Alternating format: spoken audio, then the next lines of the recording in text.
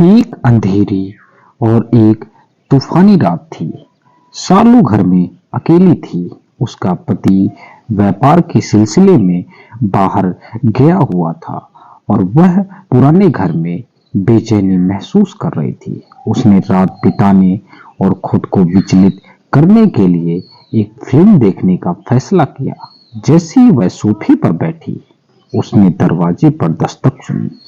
सालो हिचकिचा रही थी, सोच रही थी कि ऐसे मौसम में कौन बाहर हो सकता है, लेकिन आखिरकार उसने जवाब देने का फैसला किया। उसने दरवाजा खोला तो पाया कि उसके दरवाजे के सामने पानी से भीगा हुआ एक आदमी खड़ा है।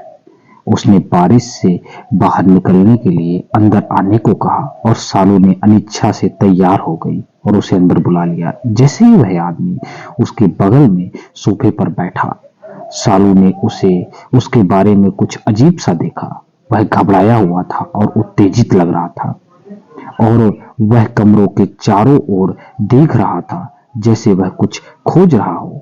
सालू को बेचैनी होने लगी। उसने चाहा कि काश उसने कभी दरवाजा खोला ना होता।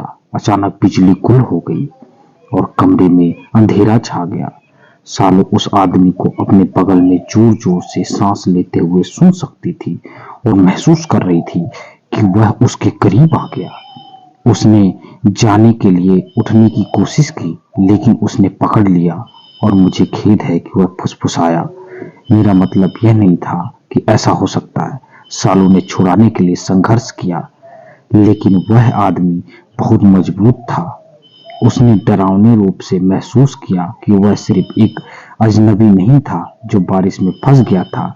वह कोई और था जो उसे जानता था, कोई जो उसे देख रहा था।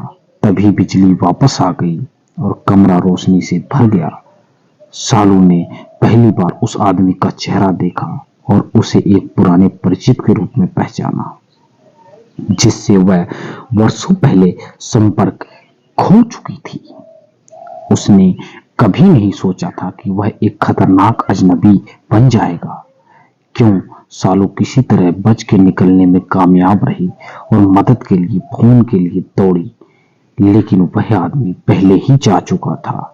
उसने फिर कभी भी ऐसा नहीं देखा, लेकिन उस रात की याद हमेशा उसके साथ रही और वह हमेशा ही अजनबियों के लिए दरवाजे खोलने से पहले 2 बार जांच करती और वह कभी नहीं भूलती कि खतरा सबसे पहले असंभव स्थानों से आ सकता है। इसीलिए दोस्तों, हमें ये सीख मिलती है कि अजनबी लोगों को जल्दी घर पे ना बुलाएं, अजनबी लोगों को घर में जल्दी घुसने ना दें।